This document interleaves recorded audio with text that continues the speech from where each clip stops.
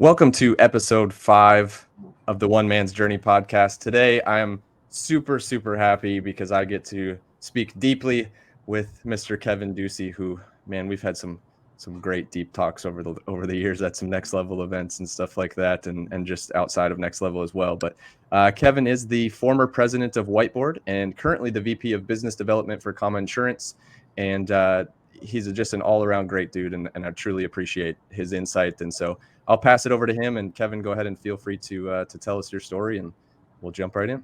Well, first of all, thank you for the dubious introduction. I don't know that I'm worthy of it or deserve it, but I appreciate you, brother.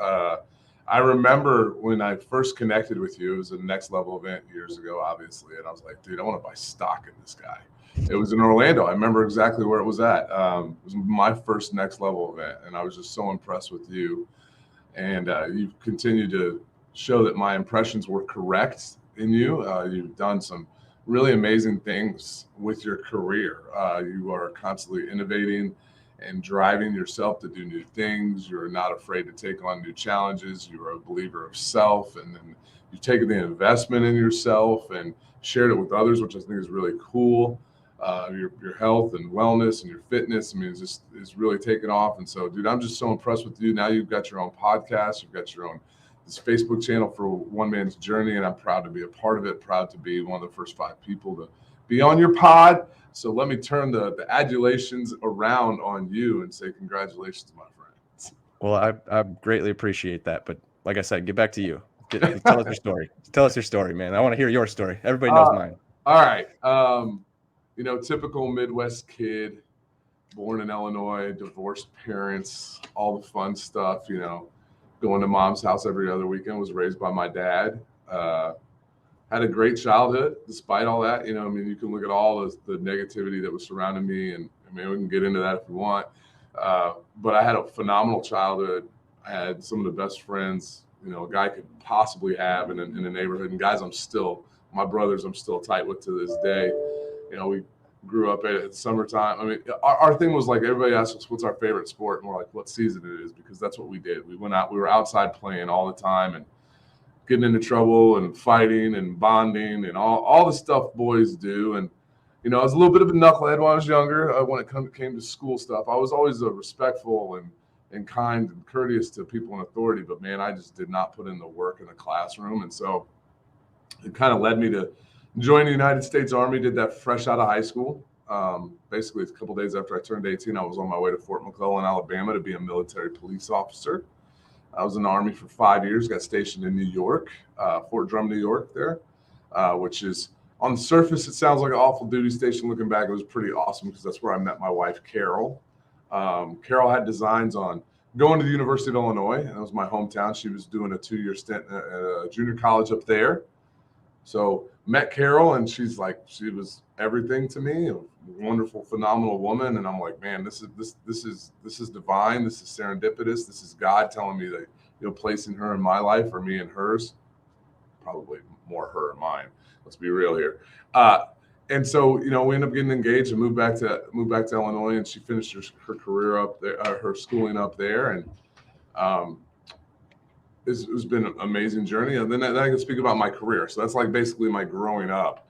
And then my career, I started at a company called Labor Ready. So Labor Ready is a day labor staffing agency. So really paying people minimum wage, paying them daily to try and do all the grunt jobs that are really hard to fill in America. And it was really pretty cool for me. It didn't take me very long to realize that I really did enjoy and love that industry because you got people across the counter from you that some of them slept on the street last night. Some of them slept in a homeless shelter.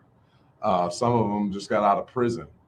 And they would have this attitude towards me or towards anybody, like, hey, they were going to try to intimidate you, for lack of a better term. And I'm like, guys, you don't scare me. You're just a human being, man. Like I grew up around people that are in your situation. And this wasn't anything new for me.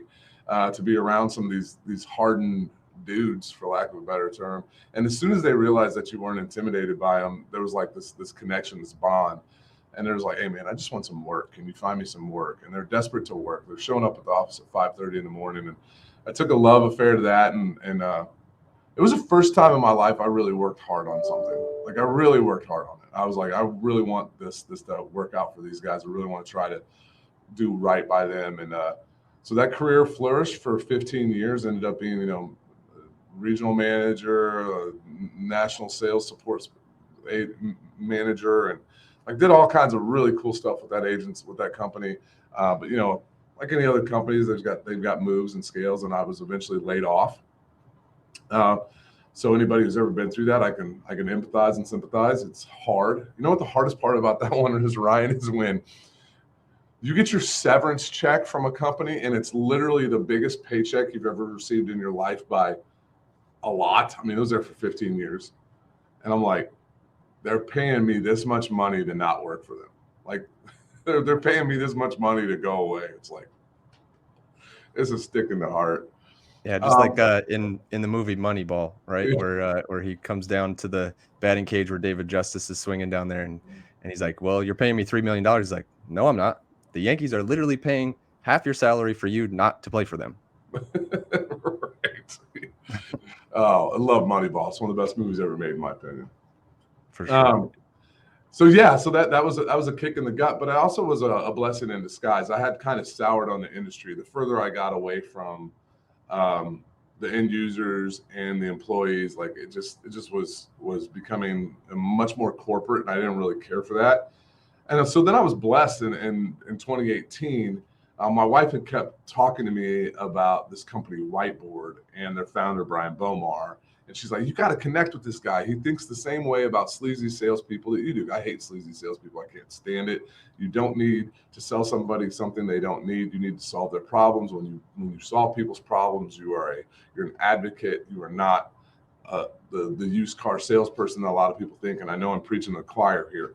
But we met, and Brian's like, "Hey man, why don't you come be my VP of sales for me over at Whiteboard CRM?" And I'm like, "You want me to be VP of sales of a software company?"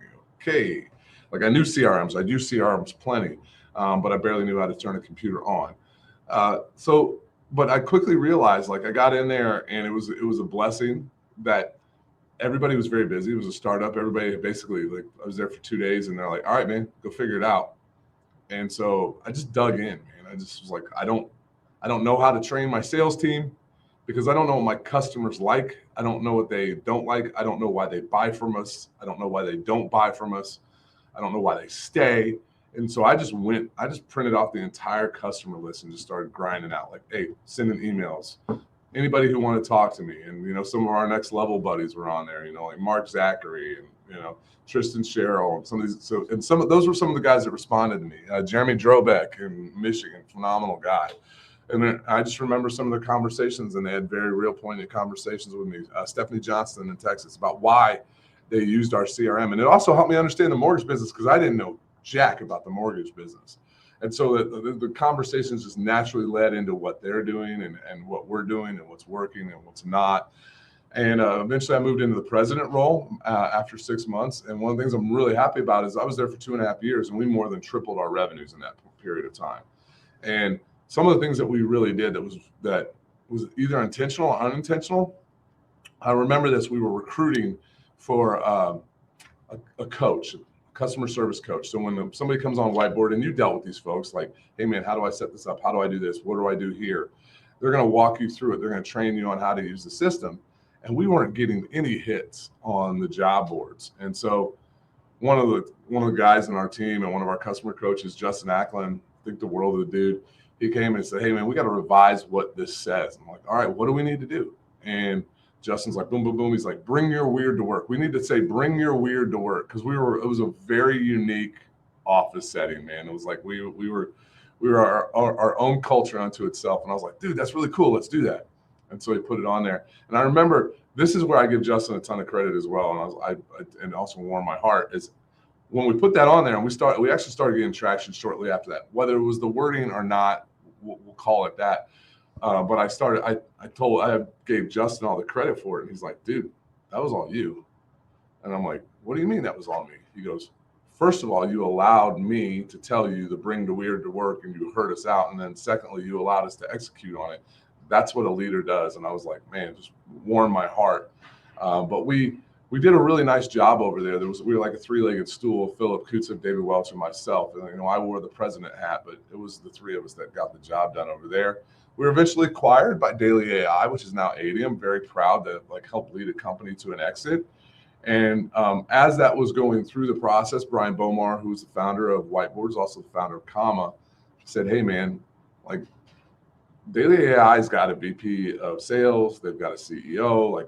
I don't know that there's a role there for you. We think they're pretty comfortable with who they have in place in their leadership. Would you be interested in just kind of sliding over here to Comma and helping LOs secure their future through the insurance transaction part of the mortgage and own their own insurance agency?" And I was like, yeah, that's pretty cool. So the one demographic of that's really changed if you're sitting there in a mortgage standpoint is when I was at Whiteboard, dude, I was built to handle Ryan Speltz's world, the Ryan Speltz's of the world at that point in time. Ryan was, you're upcoming, right? You were doing this volume of loans. It wasn't like where it is. And now I'm at Comma, we're growing together because now I'm ready for deal with the Ryan Speltz's of 2023. I'm ready to deal with the big dogs, the high producers, the folks who are doing that. So that's been a really a shift that's been kind of interesting, but it's also been really enlightening because I get to work with the top players in the industry, man, because it's not owning your own insurance agency in the mortgage space it's not necessarily easy, but it's not hard, but you've got to have a lot of volume to back it up. And so that's been really, really fascinating and enlightening for me to see the differences between a new loan officer doing, 1-2 transactions a month to an established loan officer who's doing 100 transactions, hundreds of transactions in a single year. So it's been a fun ride. And obviously I've seen the highest of highs and the lowest of lows in 5 short years of being associated in the mortgage industry. So sorry for a long-winded way to talk about myself. And so no, I love it, man. That's the whole point of the whole thing. That's nothing, man. Like I said, like I told you beforehand, there's been a couple people that they talk through their story and we're at the 20-minute mark instead of the 12-minute mark, so I'm all good. Right. No worries on that, man. No, I mean, obviously you kind of unpacked a lot there, going from childhood all the way to where you are present day. And the biggest theme for me throughout the whole thing is the grassroots hard work, right? And to be entering, to go from your day laborer place where you were entering grassroots hard work, like feet on the ground in the mud, to going to a startup where your grassroots hard work in the mud on the daily, you were in the military in the mud on the all of those things really it shows who you are. And I would love to ask you a question about it and say, if you were to look back as the person you were before you, or as you were going into the military 2 days out of high school, could you even imagine the direction that your life has taken and the path that has come on the other side? Absolutely not. And it's, I've gone through some leadership and all these training courses, and I've had people who have invested in me, and I'm very, very thankful for them. Nobody's invested more in me than my wife, and the visions and what she had ideally for her life and what she has for mine, right? And so her investment and belief in me has been the driver behind everything to believe that I could be more than what I ever thought I could, right? And I remember, I was in a group called Vistage, which is peer coaching and peer counseling, and you learn it's a really awesome organization. And big ups to my man Steve Ivey for investing in me in that one. He was my regional vice president when I was with the staffing company that allowed me to be in there, and he went to bat for me on that one, and I was truly appreciative of that. But I remember being in one of those. So they would have people who come and speak, authors, and all kinds of things. And talked about the myth and how Americans are really victims of the myth. And the myth is that you're only allowed to reach the level that your parents reached from a career standpoint, from an earning standpoint, from a socioeconomic standpoint. And the myth is bullshit. Am I allowed to say that here? I just did. Say whatever.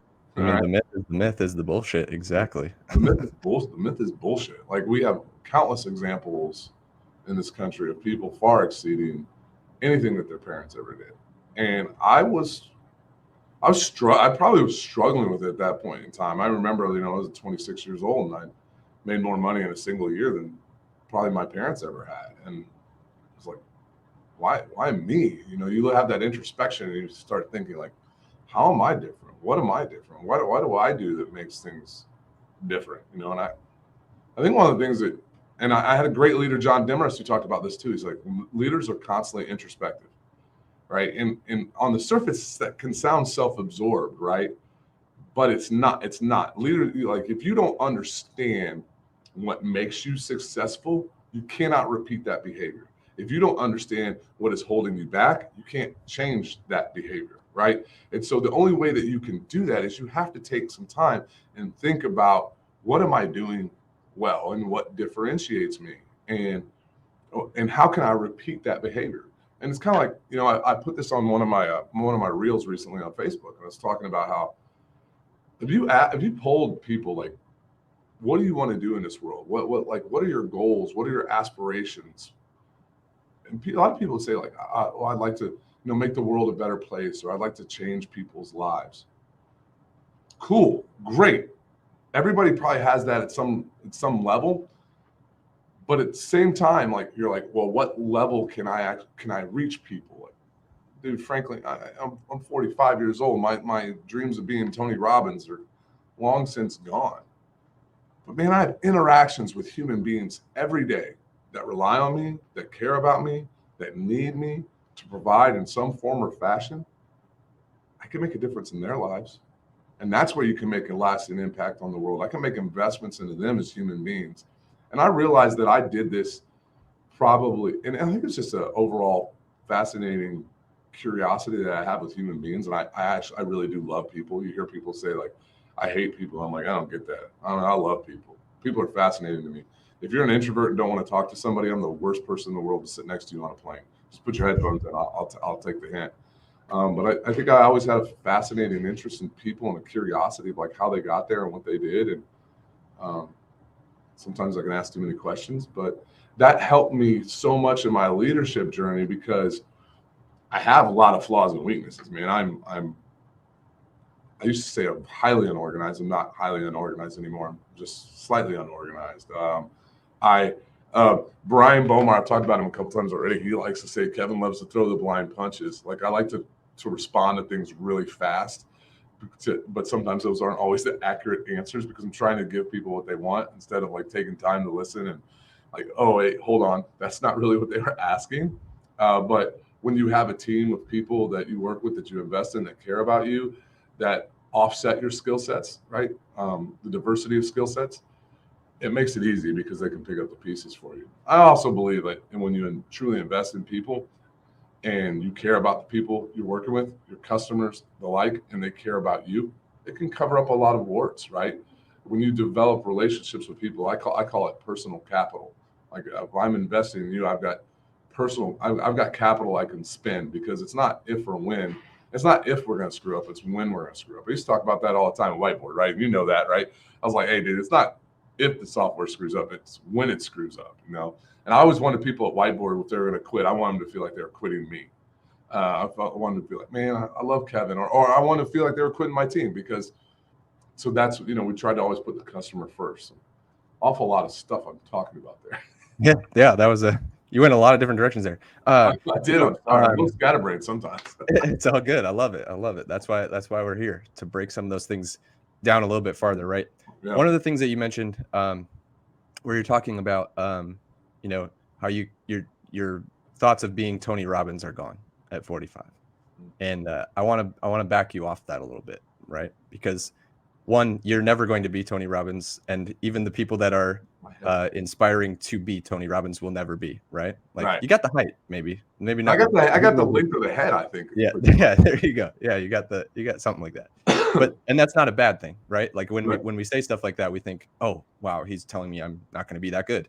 I've never said that. You're just never going to be somebody else, right? And I think that like honestly, KD, that's one of the things that draws me to you the most, is like you are freaking unapologetically yourself, and the fact that you can be like aware of that. You know, I'm never going to be Tony Robbins, but I can impact people in my circle.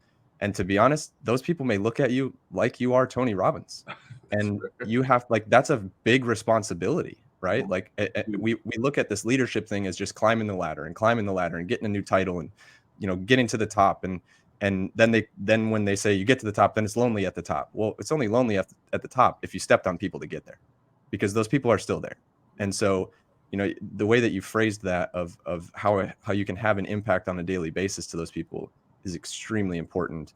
And I think that you do an extremely good job of that. And just watching, your daily stuff, the things that you put out on reels, and you're just you, and I freaking love it. And so I wanted to say that at some point throughout today, that was one of my goals. So I've accomplished one of my goals for this one, is just to tell KD that I freaking love it, because he's unapologetically himself. Well, thank you, man. It means a lot. Appreciate it. I'm gonna switch, and since we're kind of going all over the place, I'm gonna throw it out into the moon. But on your Facebook, about 3 weeks ago, I think you posted that "Anti-Hero" by Taylor Swift is one of the best songs ever written.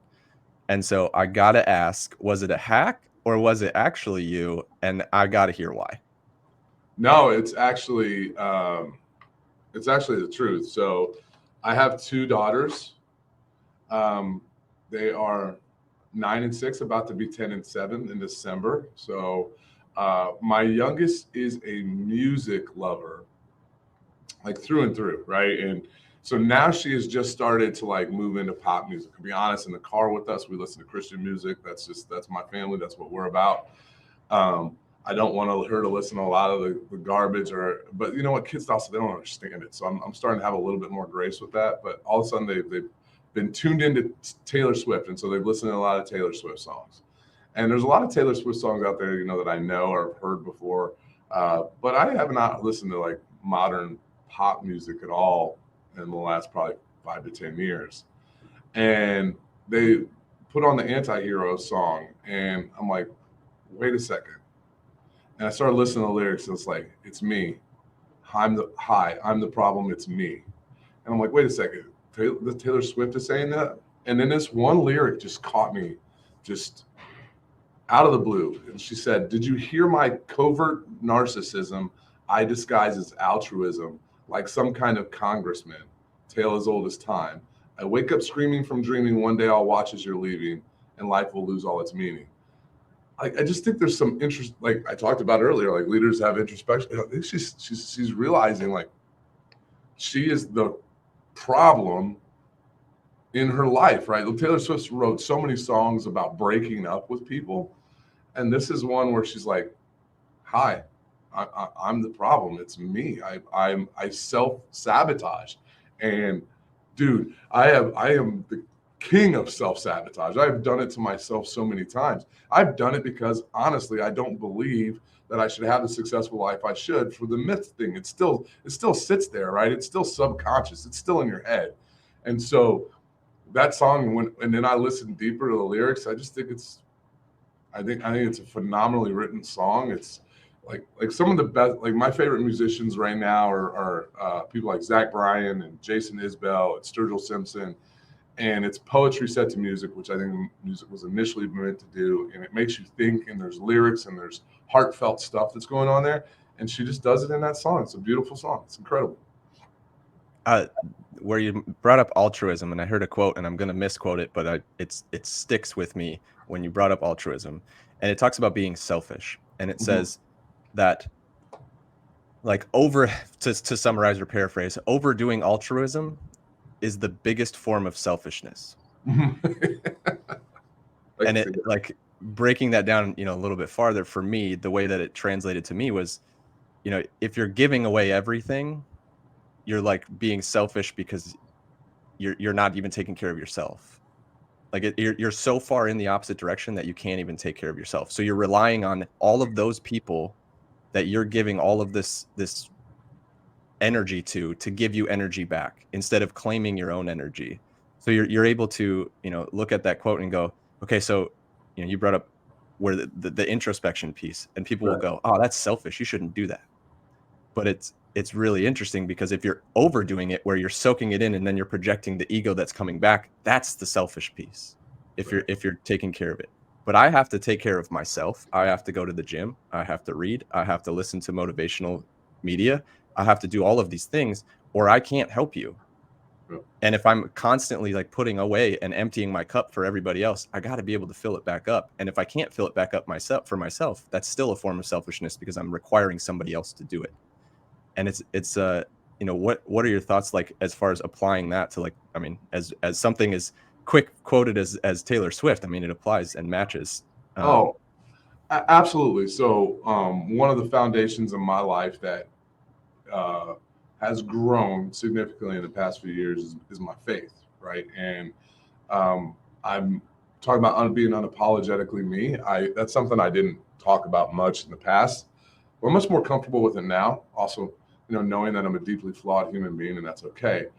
So one of the things for me is like when I drop my kids off to school in the morning, like I listen to my devotional, I listen to some verses from the Bible, and then I go to work. Like that is my time. That even though it's just 15 to 20 minutes, that's the thing that I need to set my day up right.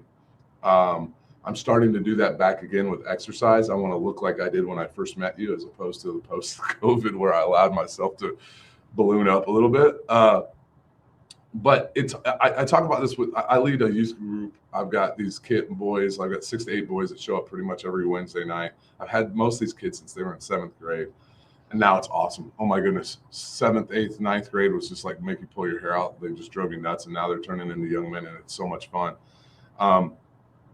But we talk about a lot of things and a lot of the distractions and a lot of the time wasters that they have in their lives. They love video games. I love sports. There's things that can keep us from doing the things that we need. However, if you're utilizing those things in your life, however trivial it may be, doing a crossword puzzle or playing a stupid game on your phone, if that's what you need, that time, that rest to recharge your batteries, to have some, all right, cool, I'm ready to go do it. Watching mindless television. My wife used to watch the Housewives, and I'm like, my wife has a PhD in molecular and integrated physiology, right? She's super freaking smart. I'm like, what do you want? She's like, I just need to watch a show where I don't think about anything. I just need to turn my brain off and just be like, blah. And I think far too often, this is one of the things I think really successful people struggle with, is they're like, I just got grind, and go grind some more. I'm like, yeah, you do. But come Friday, you're a miserable cuss. Like, can you please just go golf or watch a movie or take a nap or something? Like, the Bible speaks over and over that you need to take rest. And I truly believe that there's it's like anything else. It's got to be moderation. Because like you said, if your altruistic thing is like, I'm going to deliver this because I want to do things for the whole wide world, here, harken it all the way back to Tony Robbins, right? I don't want to be Tony Robbins. I don't want to be like Tony Robbins. I don't want to be like Ed Milet. I don't even want their bank account, to be frank. Like, that's not success to me. I don't want to work that much. Frank, I don't, and I'm not going to. I've got 2 little kids at home. I want to be at every soccer game. I want to be at every play, every recital. I had 2 goals when I was a kid of like what success meant to me. I wanted to be a good husband and a good father, and I struggle with both. And I've struggled, and that was success to me. And so, like, you talk about being at the top of the mountain, I'm at the top of the mountain, like, because I'm living the successful life that I had envisioned for me. Because you can't determine my success, and I can't determine yours. My success is unto me. And while CEOs of Fortune 500 companies with multiple commas in their bank account may look at me as unsuccessful, I look at them on their 4th or 5th marriage, and I go like, I prefer my life. So I think that's a huge thought of introspection, is like, what do you want of your life? What do you want it to be? Because success is ultimately self-measured. There's guys who get up in the morning and ride on the back of a garbage truck and go home and watch I Love Lucy reruns with their wife. Well, I Love Lucy was an old television show. Right now, I'm just teasing. But Yeah, I'm not that young. Come on now. Eat a moon pie, a TV dinner, and have an RC Cola with their wife and love their life. That's success. There are people who are making bajillions of dollars and work and can't ever be happy with what they do, that are miserable. That's not success. That's not success to me. Success is completely self-determined. And so I think once you come to that realization, understanding what you truly want out of your life, things change for you. Your mentality changes. And I think that's helped me because I think in the last couple of years, I have improved greatly as a husband and as a father. And so I am more comfortable in my skin than I think I ever have been. Yeah, it shows for sure. Like Thank I've you. said a couple times throughout, man. I mean, the growth there has shown for sure. The other piece that I definitely want to add in there with what you're saying, like 100% self-determined success, right? Like wherever you're at, if you can look yourself in the mirror and go, I'm successful, you've made it. You're at the top of the mountain, as you put it. The other side of that is not looking at the other guy and going, man, he's not successful because he's Mm. not where I am, right? That and I think that us struggling with that creates an even bigger internal struggle for us because we're either looking up or we're looking down instead of just looking across. Like look across the table instead of trying to see who's up above you or who's below you, because really it's who are you thinking is above you? Because I bet they're not. Because I bet they're looking at you and going, man, that guy's got it. Or they're, you're looking at social media and you see only the fun stuff, the brilliant trips and all of this stuff, but you Oh, don't see the struggle in between. no. And so if you can really, instead of like looking at someone as an end point, you get to look at what you're going through on a daily basis as the win, then whatever happens doesn't matter. This is something it's taken a long time for me to develop, right? Of like looking at something and going, man, if I don't make it there, then I'm not going to be successful. But really it's like you fall in love with the daily stuff, and you fall in love with, waking up and your daughter crawled into your bed at night. And, I don't have that experience yet, but I know you do. And so I wanted to invoke that emotion. I saw it happen right there, right? Like I brought that up and you're like, this is it. Right. And, it's just all those little things. And if you can really pay attention to that stuff instead of only paying attention to the goals or what you're determined to get, it changes the daily basis. It changes everything. Well, it's funny you say that. So like my my dad and brother are both convicted felons, right? My mom and dad were both married. They're both on their third marriages, and their third marriages are working, and it's great. But in between, there were hot messes. Like, I got in multiple fist fights as a kid, and was a little bit reckless. Like I told you, it was a little bit wild, and chasing girls in the army and underage drinking and just wild, crazy stuff. Like I did all of that. And so it's funny. So when my wife and I were attending a Baptist church for a while, I was talking to my buddy about it. And he's like, dude, you like it? I was like, I love the Baptist church, man. Like I love this church that I'm going to. I love the sermons. And he's like, dude, you're like the least judgmental person I know. You're always giving people the benefit of the doubt. How can you go to a church that's so judgmental? And I'm like, wait a second.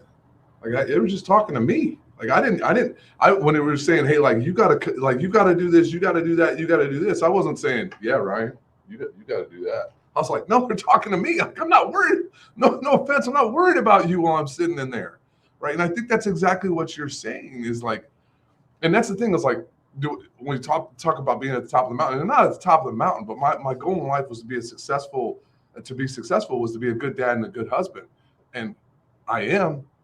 Most days. Could I be better? Hell yeah, I could be better. I got to be a lot better. There's things I need to improve on.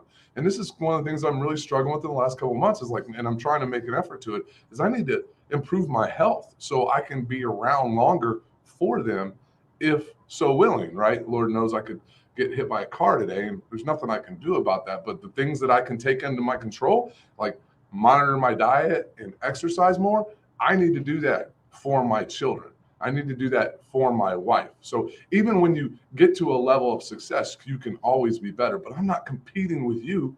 I'm competing with me. I'm competing with yesterday. And I know it's so cliche, but that is when you have that aspect in your life, there's a level of peace that comes along with it that makes everything okay. Like I know I'm going to screw up. I know I'm going to fall on my face. I just get back up and try again tomorrow. So Yeah, and it's as long as you're looking at the upside, I think any mindset is okay to have as long as you're looking at the upside of it. Instead of, I put out a video about a week and a half ago called, it was basically, it's okay to not be okay. Like you're not yep, okay as you are. You're yep, not. And if somebody's telling you like, oh, it's okay, they're consoling your feelings and they're protecting you. correct. And you are the only one that can really protect yourself, right? So you know, when we talk about issues and things are like, oh, people are like, oh, it's okay. Like they're just consoling. And really what they're doing is they're feeling awkward because they've felt it and they wanted to project that onto you and say, you know what, it's okay. We've all felt that. We've all felt that way. And so, you know, the overlying message is like, you know, the slogan of one man's journey, you're not the only one, right? And you can take comfort in that, and you're not the only one going through these struggles. And I guarantee there's somebody else out there that's doing exactly the same thing. And you have different endpoints, and we all have different, and well, really, we all have the same endpoint. But in life, we all have, we all have different goal points and different determinations of what we want to accomplish. But you can't just blow off everything in the moment to get there, because you're going to look back and go, man, that did nothing. It doesn't mean anything because it's just me up here, right? Like I've stepped on everybody in my life to get here, and it just doesn't make any sense.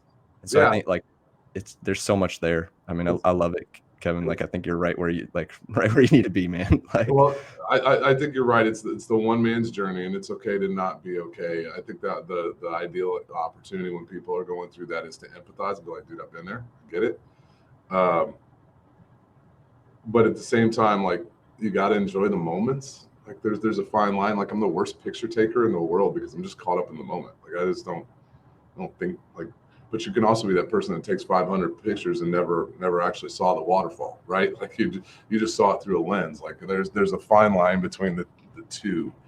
I think, yeah, I think it's like this, right? I think okay being not okay kind of comes down to this. My dad used to tell me all the time when I was a kid. He's like, you can worry in one hand and shit in the other, and tell me which one fills up first. And I used to be like, I don't get this. Like I didn't get it until finally it clicked with me. As I got older, I was like, oh, there's actually there's nothing in worry. But then I'm going to change that a little bit. Like you can worry about something. Worry can be a very, very healthy thing. Anxiety can be somewhat healthy to a point. Fear can be somewhat healthy to a point. It's what do you do with it? Like if I'm worried about being 300 pounds again, and I go and drown it in a 12-pack of beers because I'm worried about it and eat a box of Cheez-Its, that's really bad. Or if I just don't do anything about it and just worry, that's awful. But if you got worry or fear or anxiety that produces action, that's extremely healthy. Extremely healthy. Like, worry that creates action is good stuff, man. Like, so if you're worried about your health and you got to start getting up at 5 o'clock in the morning and going to the gym and watch what you eat, that's good. That's a good, healthy thing. If you're worried that you're not driving your business, that you're not going to write as many loans this year, so you pick up the phone and start dialing for dollars to your past funded database saying, hey, do you know me? That's great. That's phenomenal. And by the way, let me add a little snippet in here. 15% of borrowers knew the name of their loan officer in 2019. NAM did a study. That was 2019. What happened the next 2 years? The biggest refi boom we've ever seen, probably will ever see. We'll probably never see anything like that. The refi is more transactional than the purchase. Let's be real. Like, I mean, you can argue with me, oh, well, I take it. Bullshit. Sorry. It's more transactional. It's faster paced. It's quick. It's pure money. It's move on. It's freeing up dough, right? We're buying a house. There's a home. That's a big freaking deal, right? You, the first time home buyer guy, that's a big freaking deal. So that number has declined. I would bet you it's in the single digits or very, very low teens, right? So now we're moving into a market from 2022 to 2024. We're going to lose 50% of loan officers. So you got those completely out. Dude, there's a huge opportunity for every loan officer. And I know that this is our common space and I want to share this. I'm going to preach. I'm going to jump up on the pulpit. You've got to reach out to your past funded database. You've got to connect with them in some kind of meaningful way. Give them something tangible to talk to them about. And does that mean picking up the phone and calling them? Yep. Does that mean automated emails? Yep. Does it mean automated text in your CRM system? Yep. Does it mean creating videos on the social? Yep. It's yes and to all the things because you got to reach all of them, right? Especially right now. There's a certain single generation that has the money, that can afford the homes, that can move. They're boomers. You know what they like? Phones. There's a certain generation that needs a new home for their first-time home buyers. You know what they like? The socials, the videos. You got to do it all. Like if you want to be the modern originator right now, you've got to do all of that stuff. And I'm sorry that like this took the tangent from business, but I just see so many of my friends out there that are like that are weathering the storm, that are doing well. They're doing all the things. And I see the other ones that are struggling more so are I don't want to pick up the phone and call anybody. Well, why? 30% of Americans answer their phones. 15% know who their loan officer is. You automatically doubled, and you're twice as good as everybody else now, right? I mean, just the numbers say that. So, and that's if all 15% that knew your name were the 30% that answered the call. Like, it's just there's you got to do all the things right now as a loan officer. And you know what? You've been afforded something you weren't afforded 18 months ago. You got time. Time, you can do that thing, and you can pick up the phone, you can go through the database, you send a personal text, man. Like, just be different. So yeah, that's where that the worry, you brought up the worry and stuff taking action, and obviously it needs to elicit the action, because if you're worrying, you're just stuck, and you're stuck thinking about the future, not actually doing anything about it. And it's interesting, another, bringing in another side quote paraphrased, is that worry and excitement have the exact same chemical response in your body. And you can physically not determine between the two. And so a lot of the people, and I'm not throwing an entire generation and an entire class of people, I'm not throwing anything like that. A lot of people are like, yeah, I struggle with anxiety. Do you always struggle with anxiety? Or is some of it excitement about the possibility of the other side? And you can never physically, like, your brain cannot determine between the two. And so I think that that's a huge thing, is like, don't worry about the determination. When you get that feeling, find a way to take action in the direction to solve the problem that you're worried or excited about. Either way, it's the same chemical reaction. Use the chemical in the direction it needs to be used in. Yeah, the step. At the precipice of the roller coaster is the same feeling before the monster jumps out of the corner in a scary movie. It's the same feeling. It's just looked at differently. It's and when you start to understand your own emotions, and you can start to choose things. Like, I got cut off today, and I had to instantaneously, like, I got pissed off, and I was like, wait a second, you mean to cut me off? I just got over too late and I've done that. Cool, man. Have a great day. Like, I could choose to get pissed off about it, come to the office, be all mad, be real shitty on your podcast. That'd go real well for me. Or I could be like, nah, man, it's cool. Like, don't get me wrong, I had the instantaneous human reaction. I want to punch that person. I actually don't want to punch the person. That's why it's so easy to do in cars. It's like, you want to punch the Toyota Camry. Like, you're not going to punch the action. No idea who the human being is there. Like, you're punching right? Yeah, we got Mac Humphrey getting out of the truck on the other side. You don't want that. So like, I'm turning around. Yeah, man. I mean, we're approaching the end of time here, but I think that what you just brought up may have spiraled into an episode 2 for us, or a part 2 for us, of the victimhood mentality, and how, both of us have claimed that, and the power that's in that. But, I truly appreciate all your insight today. I appreciate your story. I appreciate you coming on here and being vulnerable and talking about the things that matter. I think, ultimately that's kind of the concept of this whole thing, is to be in the moment, be vulnerable, and allow yourself to show up. So I truly appreciate that. And I will gladly welcome you back on another episode, and we'll get that part 2 rolling. I love that, because there was actually a piece of advice that I gave somebody, and I certainly didn't coin this completely on my own, but somebody said, well, if you could give one piece of advice to the younger generation coming into the workforce, what would you tell them? And this is go back to your victim. I said, the world is not out to get you. The world doesn't give a shit about you. It's just the truth. Nobody's that important for the world to care about or be out to get you. None of us are. None of us. What do you do with the immediate circle around you? That's the part of the world that cares about you. Fix that. Work on that. So, love to talk about that. So. Yeah, that's a great sign off. Appreciate it, Kevin. And whoever's listening, have a great day, and we'll see you on the next one.